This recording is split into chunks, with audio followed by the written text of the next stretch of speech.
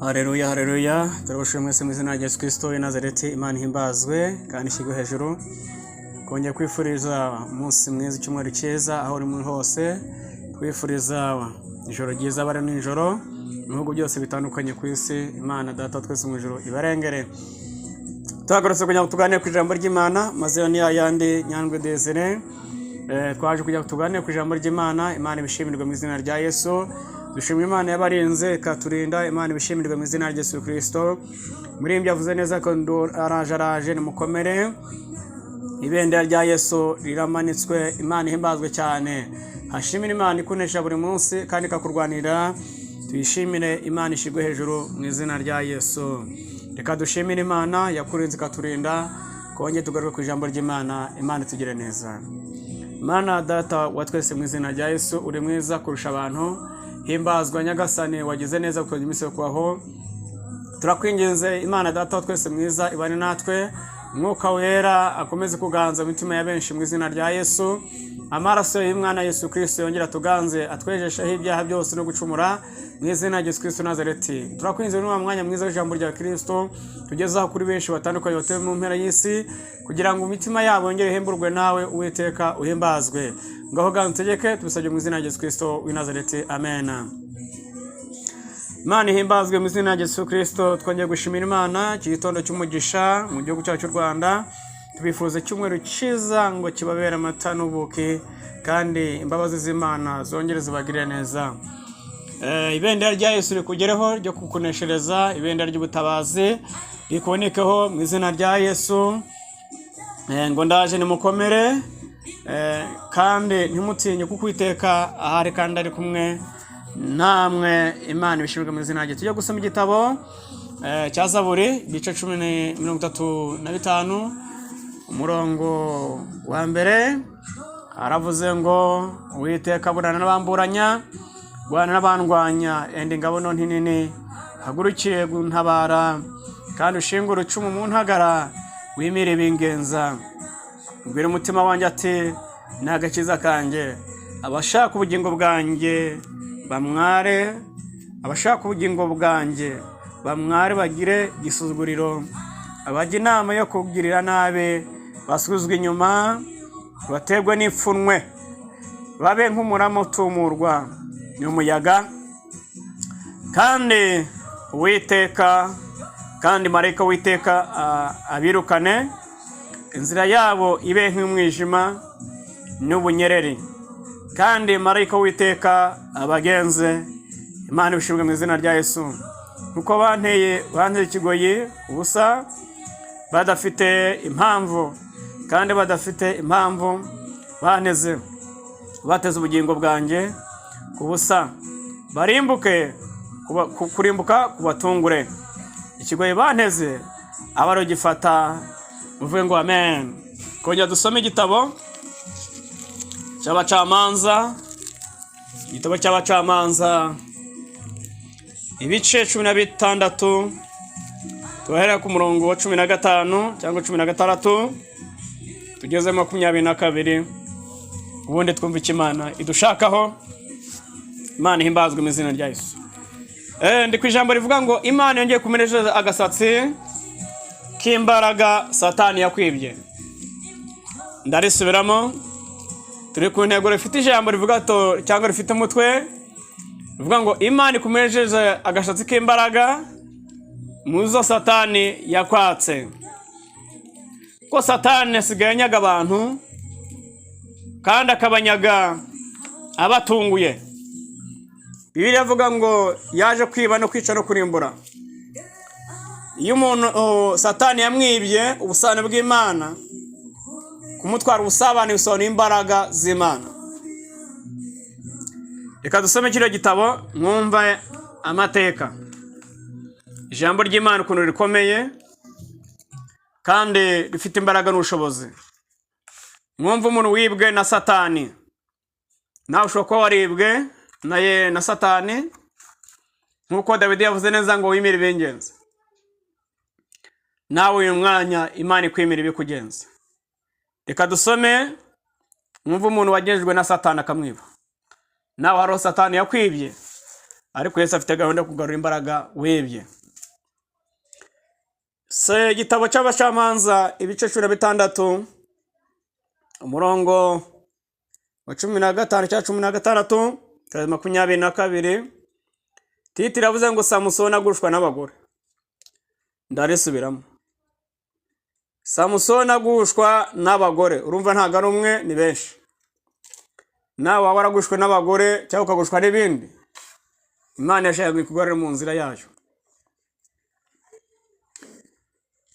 Jambo rivuze neza ngo Delila aramubwira ati wakize kunkunda kandi tanduhije umutima wampemukiye gatatu utambwira aho imbaraga zawe nyinshi ziva, ariko kuko nkushimikiyeho iminsi yose kamubaza kamutata. Delila yagejeje gutata Samusoni. Biravuga ku nikiro cya hafi cya 13:4 ngo Samusoni abenguka umukobwa w'Abafilisitiya. Ababyeyi baramuhanye ati ese mwana we kuki wengutse umukobwa w'umunyamahanga mu Bayuda nta mukobwa wari urimo? Rero muri kino gihe abantu asigaye babenguka imigambi ya Satani kugira ngo babenguke iby'Imana. Ariko biravuga ngo Imana yemeye ko amurambagiza kugira ngo Samusoni Imana imwegeze bafite azabakubite neza. Imana tugineze mu izina rya Yesu. Hano ijambo ryavuze neza. Delila yajyaga mwosha kavuga ati ngaba Abafilisitiya baraje. Ngari umukobwa mwiza kabisa ariko yuzuyemo Satani wuzuye. Mukagireba isura y'umuntu rero ngo mbonye Imana. Ushobora guhura na Satani ugira ngo ni umuntu huye cyangwa ni Imana. Mwibuke ijambo mu gitabo cya Samuel cya mbere mu bice 16 avuga ijambo ryiza Samuel Imana imutuma kwa Yesaya. Amateka murayazi. Ngo Samuel avagiye mu ishiro 3. Abona Aminadabu na Shama. Mavuga ngo stop wango wasibona gutumyeho. Bunureba ikirere cyabo kuko nabagaye. Kuko ngewe ntareba nko abantu bareba, kuko abantu bareba ubwiza bwa ku mubiri bw'inyuma, ariko nge nkare mu mutima. Imana idufashe cyane. Delila rero zimaza abantu. Ubundi Delila ni ijambo rya daimoni. Mwese ntabwo mubizi. Iri Delila, izina Delila rikoma ku kigwamana cy'Abafilisitiya cy'isi daimoni nyine. Rero igihe tugendererwa n'abantu ari abadaimoni. Noneho Abafilisitiya b'abakuru batambye ngo baramutumye ngo genda umutuzanire turebe ko twamucogoza kamera nk'abandi. Muraza kusaba kino gice n'amagambo maremare cyane. Ngo Samusoni yabwiye Delila ngo ibyo mu mutima we byose, ngamumenera amabanga imbaraga ze zituruka ko Imana ngo yakara umunazire atagomba kogoshwa umusatsi. Munaza kubisoma rwose biranditse. Nta cyuma kigomba kumukora. Umunaziri bisobanura umuntu wejejwe, umuntu utunganye mu maso y'Imana. Umunaziri stakafo ni igire y'imiki bigihe burayo. Ariko mu Kinyarwanda cy'umuntu ni umuntu wejejwe. Bese umuntu ugomba kutaboneka imiziro. Tariho imiziro na imwe. Ushimwa n'Imana mu maso ya Kristo. Ijambo ryaryoshe kandi ririmo ubutumwa bukomeye. Delila yatumwa mu buryo butandukanye. Ataje no kuba mu bugore akaza mu buryo bw'undi. Kandi ari Delila ari daimoni.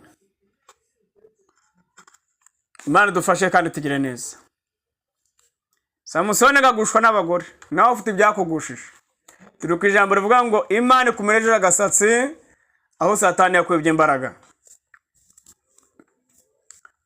Imana ishimwe. Uwiteka reka dusome 20. maze aramubwira ati wapfa Samusoni, Abafilisitiya baragusumira iki? Arahaguruka yibwira ko asohoka, kandi ariko Uwiteka tugire neza, kandi atazi yuko Uwiteka yamuretse.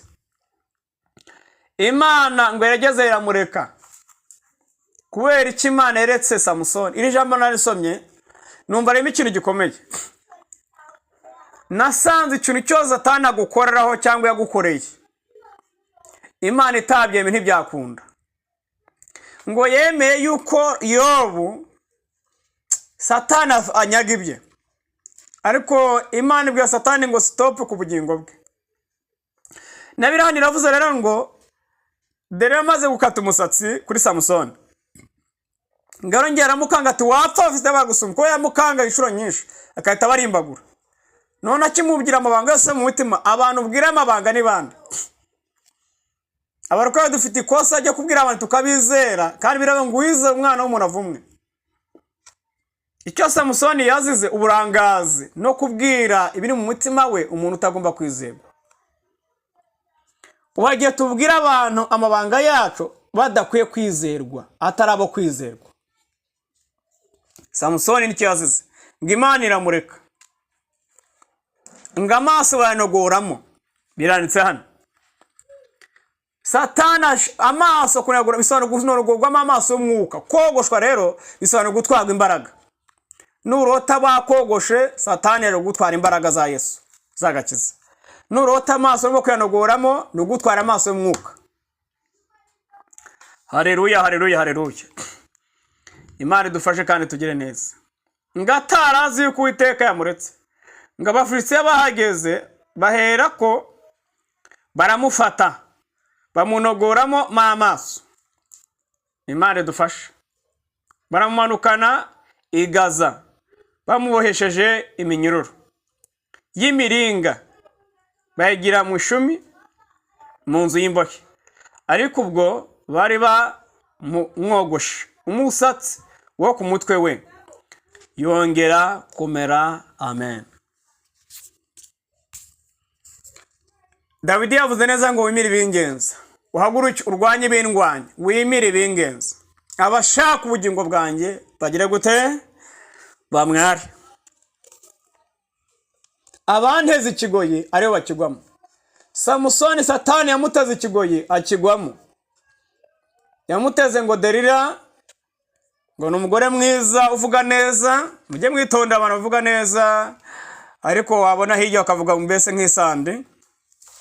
Abantu bavuga neza akajwi keza be, ntago ari bose, ariko mujye mwitonda cyane. Burya amacenga ni meza. Samusoni nta macenga yagize.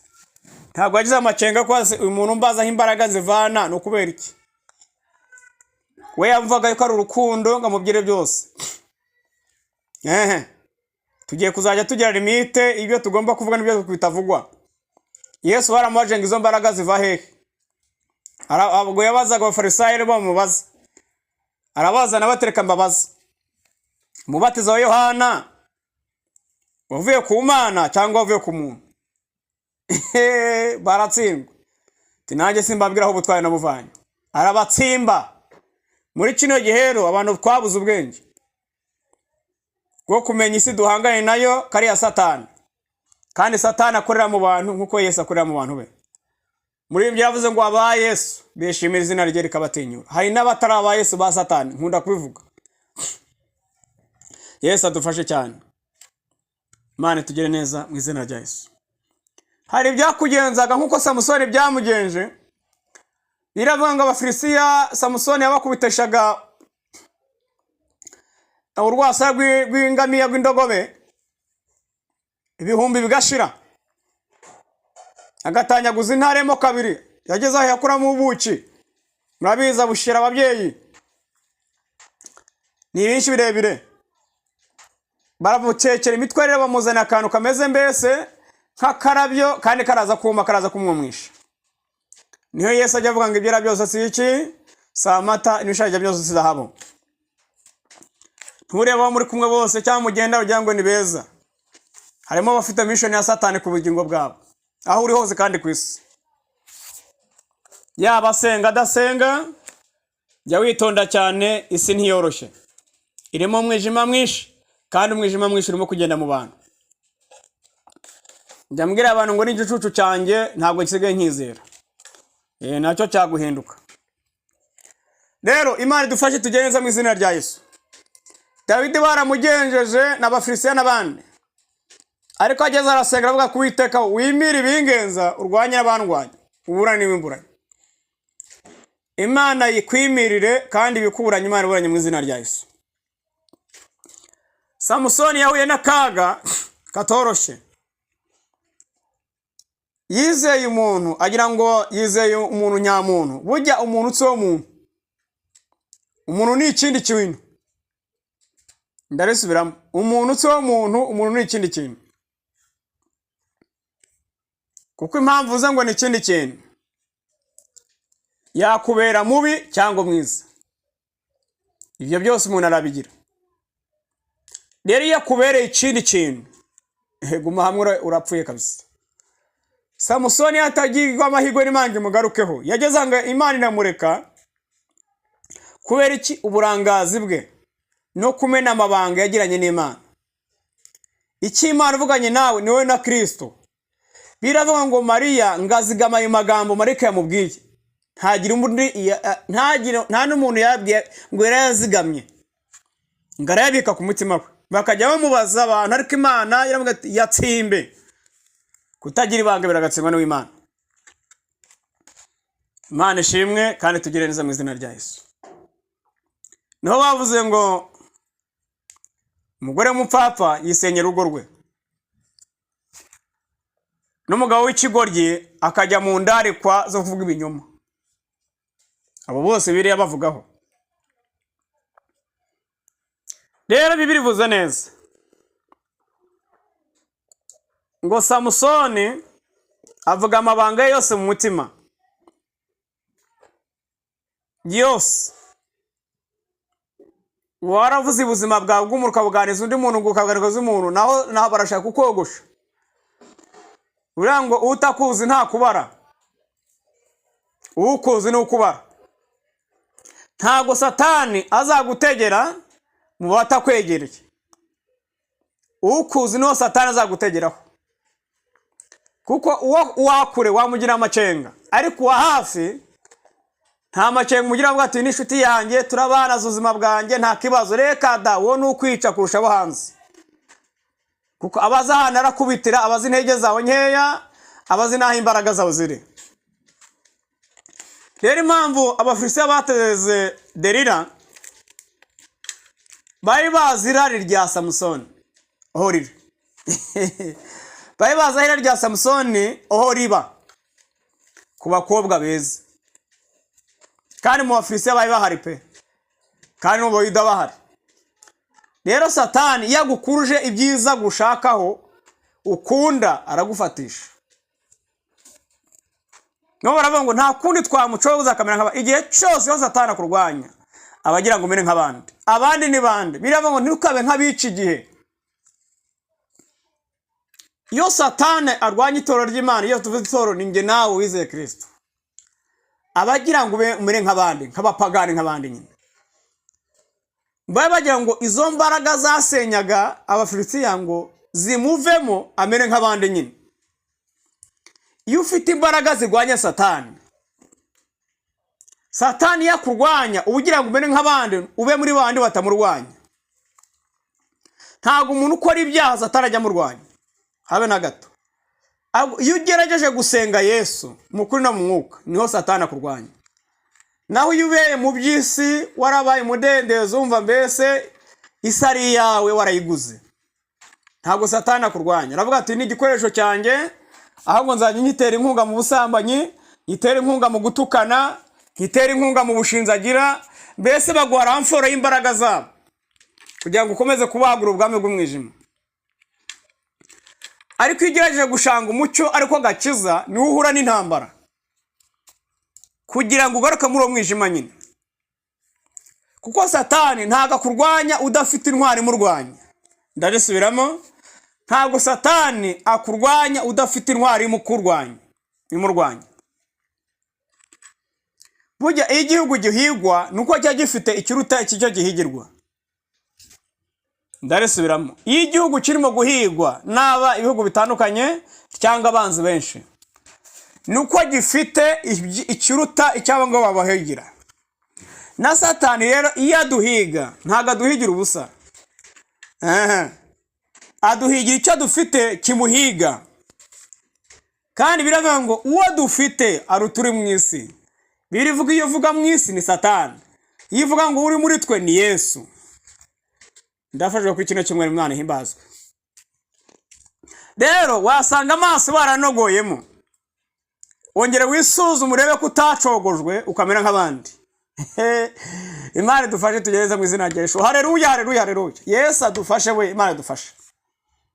Tugiye gusenga Imana. Turi ku ijambo rivuga ngo Imana ikumeje agasatsi aho Satani yakwibye imbaraga z'Imana.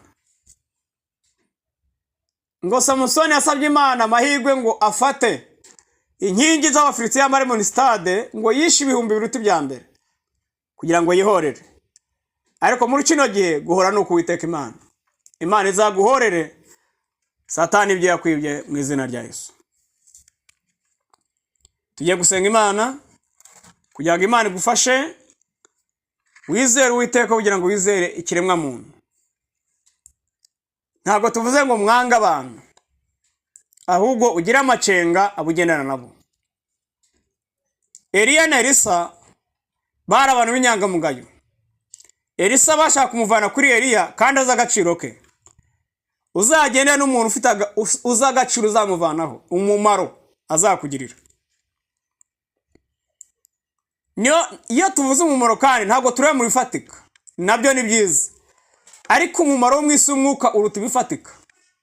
Ndarisubiramo, umumaro w'iby'umwuka biruta ibifatika, kuko ibifatika ni akanya gato, ariko iby'umwuka by'igihe kirekire. Haleluya, haleluya, haleluya. Imana ihimbazwe cyane. Rero tugiye gusenga Imana mwene data uri hose kugira ngo Imana iguhe imbaraga, kuko ibyagucogoza byo birahari byo, ntabwo wabihakana. Yaba utaracogojwe n'abagore wacogojwe n'ibindi, kandi ibyo n'ibindi nabyo ni Satani kugira ngo bigutware imbaraga. Tugiye gusenga Imana iguhe imbaraga aho zitakaje. Yesu kandi atugerereza mu izina rya Yesu. Ibyakogoshe birahari mu bantu benshi. Yaba ufite inshuti 200, 150 nyinshi ni za Satani.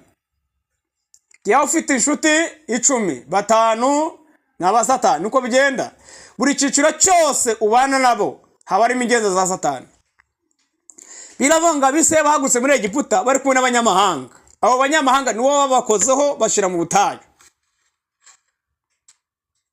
Imana yagusha ubwoko bwayo, na Satani haguruka igikundi gihaguruka mu Bisiraheli.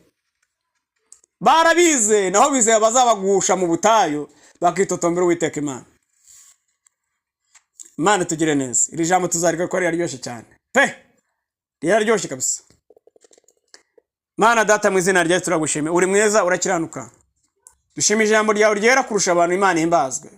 Twarogoshwe turanagorwa, ariko Yesu dusaba imbaraga mu bugingo. Tuvane imbaraga ibitwogosha mu izina rya Yesu. Wonge dusaba imbaraga za Uwiteka shara enema. Turinde abambuzi, turinde imigambi ya Satani ku buzima bwacu. Toro ryawe rirengere bundi busha, urengere ubwoko bwawe. Ngaho turagushimira Imana, mwuka wawe nawe dushoza tubashishe. Tubisabye mu izina rya Yesu Kristo. Amen. Imana ibahe umugisha nakagaruka, mukande sabone mukora share, mwereza abantu ibiganiro by'ijambo ry'Imana, ica no gutabagwa n'Imana TV. Niyo kuzagicisha ubutumwa bwiza, ubuhamya, kandi nukuri ab'Imana yagire neza bahari benshi cyane. Tuzatubazana ko Imana izagidushoboza, kandi Imana izagitugirira neza. Ngari Imana muri baho umugisha, kandi humure wowe byagucogoje. Imana igarutse kuzima bwawe, habari ubwaye bwagucogoje, ibijyagijo bikagucogoza, Satani akakogosha. Yesu aracyafite imbaraga kandi haracyari ibyiringiro. Na giti cyatemwa kinajye gashoboka. Samusoni Imana yamugarutseho, nawe Imana kugaruka mu izina rya Yesu. Amen. Murakoze cyane, ikimweri kiza mwese. Shalom shalom, turi kumwe.